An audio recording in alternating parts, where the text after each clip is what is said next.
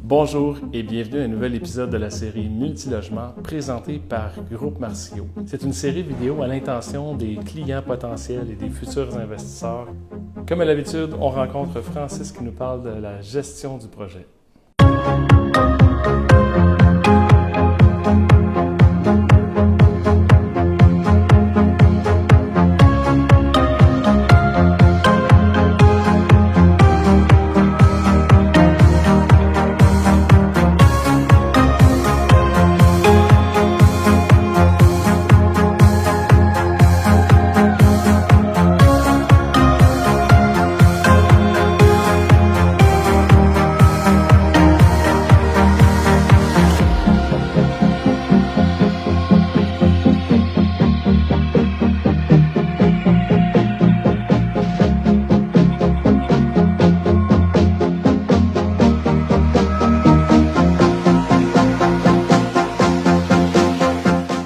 Salut Francis! Salut Dan! Ça va bien? Ça va bien toi? Dernier épisode, on parlait de finition. Oui, les étapes normales dans le fond suivent. Ben là d'ailleurs, on a le peintre qui est revenu, lui, tout finir les boiseries de deuxième couche après l'installation. Les cuisines suivent, on peut les voir derrière. Et une fois que ça c'est fait, ben, toute la finition de mécanique peut se poursuivre. Fait que quand on a les comptoirs, ben, le plombier lui peut venir travailler toute sa robinetterie, ses éviers, etc.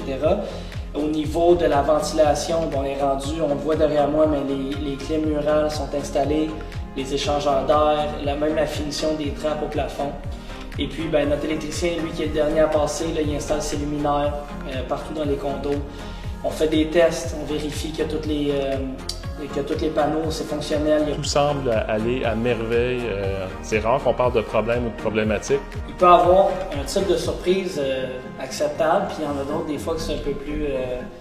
ça démoralise un peu, mais écoute, on a eu une situation, exemple, un mélange entre le raccord au niveau de la plomberie. Quand on ouvrait l'eau du deuxième, ça coulait au troisième. Bon, une erreur que c'est la première fois qu'on vit, puis notre plombier, c'est une bonne compagnie, là. Il peut arriver une erreur, puis là, ben, hier, on se retrouvait à faire des trous un peu partout pour essayer de retrouver la ligne puis faire le raccord. Mais tu sais, quand tu es rendu que tes comptoirs sont installés, on a de la laine qui est injectée dans le plafond, ça fait longtemps, là on se met à trouer, la peinture est finie.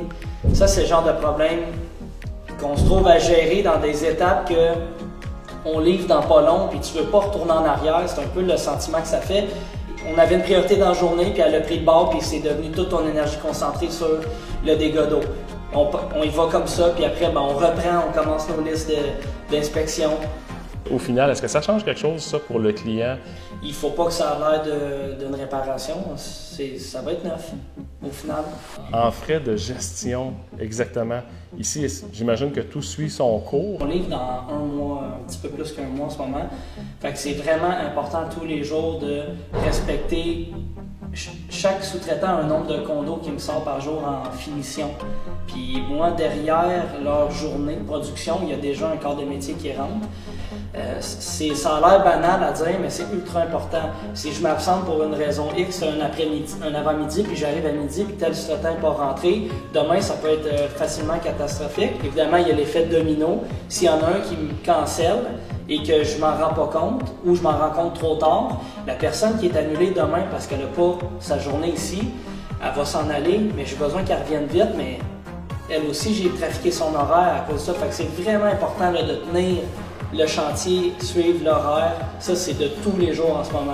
En parallèle avec ça, il y a un peu de travaux de manœuvre à faire à l'interne. Pourquoi? Parce que quand mon gars de boiserie a terminé d'installer, j'ai un petit peu de matériel de plus, mais j'en veux de plus parce que la journée qui est là, je veux pas qu'il manque de stock.